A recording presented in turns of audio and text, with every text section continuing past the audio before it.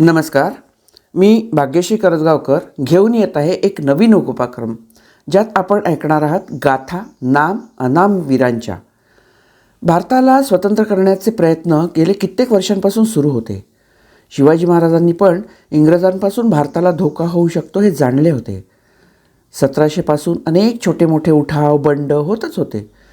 प्रत्येक व्यक्ती जो कृती करतो किंवा बंडात सहभागी होतो तोच क्रांतिकारी असतो असं नव्हे, तर डोक्यात क्रांतीचे विचार येणारा, त्यांच्या कार्याला अनेक प्रकारे मदत करणारा, एवढेच नव्हे तर चळवळीत पत्रके वाटणारा सुद्धा तेवढाच महत्त्वाचा घटक असतो. तुमचा वर्तमान सुकर झाला आहे तो त्यांच्या त्यागाने, समर्पणाने. म्हणूनच कोणीही आपल्या देशाचा इतिहास विसरता कामा नये.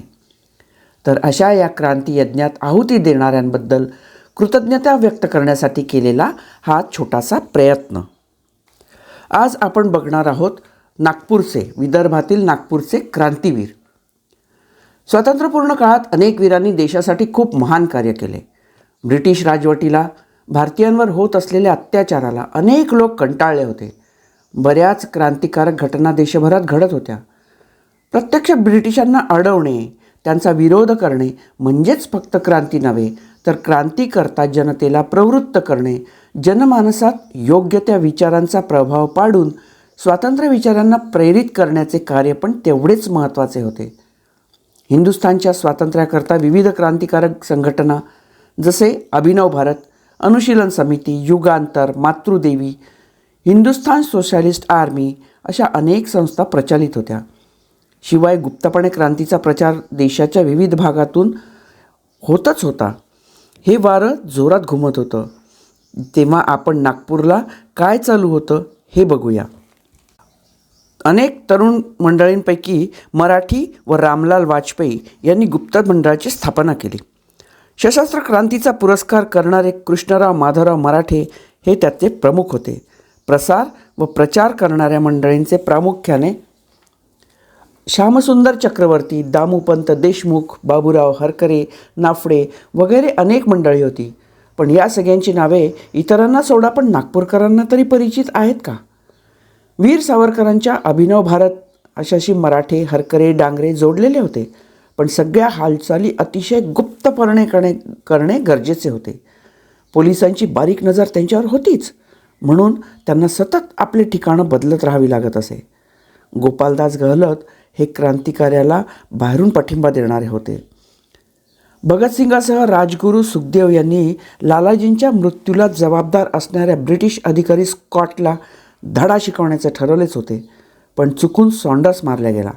त्यानंतर वेषांतर करून राजगुरू नागपूरला गोपालदासजींकडे आश्रयाला होते. पण याची गुप्तता इतकी होती की कित्येक वर्ष कोणालाच याचा पत्ता नव्हता.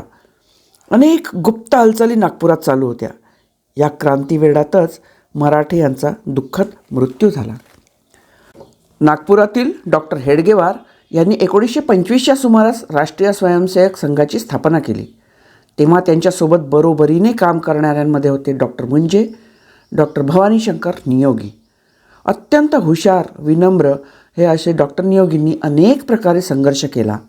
नागपुरात हिंदू मुसलमान जेव्हा दंगे झाले त्यांची मध्यस्थी करून ते थांबवलेच, पण शिवाय घरोघरी जाऊन दंग्यात ज्या लोकांना त्रास झाला होता किंवा जे प्राणास मुकले होते त्यांनासुद्धा सांत्वना दिली.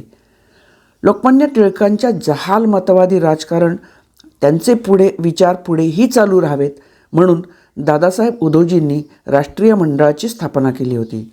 त्यात श्री अळेकर, वैद्य, गडे, अभ्यंकर, ठेंगडी, डॉक्टर मुंजे आणि डॉक्टर भवानीशंकर नियोगी यांचे विशेष योगदान होते.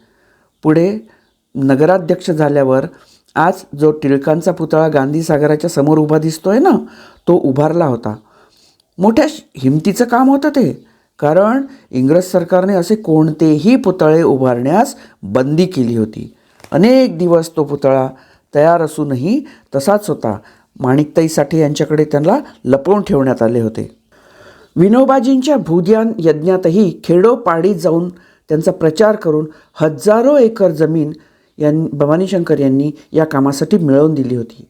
न्याय, प्रशासन, शिक्षण तसेच सार्वजनिक क्षेत्रात मोलाचं योगदान देणाऱ्यात अग्रगण्य नाव येतं ते भवानीशंकर नियोगी यांचंच. न्यायाधीशाची जागा यासाठी स्वीकारली की हाती अधिकार असल्यावर आपण समाजसेवा अधिक प्रभावीपणे करू शकतो. मेसेज या इंग्रजी वृत्तपत्राचे संपादन करून बरीच वर्षे त्यांनी काम केलं होतं. मनात विचार एकच, राष्ट्रसेवा किंवा देशसेवा. लाला लजपतराय, वल्लभभाई पटेल, जवाहरलाल नेहरू यांच्यासारख्या दिग्गज मंडळींचा मुक्काम यांच्या धंतोलीच्या घरीच असायचा. स्वतः राजकारणात न पडता त्यांनी त्यांच्या पद्धतीने स्वातंत्र्य लढ्यात दिलेलं योगदान खूपच मोलाचं आहे. शिक्षण क्षेत्रात त्यांना ओळखत नाही अशा व्यक्तीच विरळी. वयाची 100 गाठेपर्यंत सतत काम करत असल्याने त्यांना आधुनिक महर्षी, तत्त्वज्ञानी, योगी म्हणून विदर्भातील लोक आजही मोठा मान देतात. विदर्भातील विद्यार्थी शिक्षणात मागे राहू नये यासाठी त्यांनी अनेक कामं केले. लायब्ररी सुरू केली, तसेच विद्यापीठाची जागा आणि स्वतःचे राहते घर हे सगळं त्यांनी विद्यापीठाला दिलं आणि शिक्षण क्षेत्रात मोलाचं काम केलं आहे. या सगळ्याचा मला विशेष अभिमान वाटायचं कारण म्हणजे श्री भवानी शंकर नियोगी हे माझे आजोबा होते आणि त्यांची नात म्हणून मला माझ्या या कामाची सुरुवात त्यांच्यापासून करता येत आहे. याबद्दल मला खूप आनंद पण होत आहे.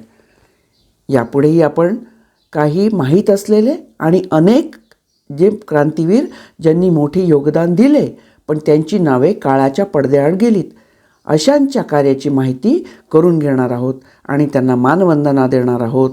गाथा नाम अनाम वीरांची या सदरामध्ये.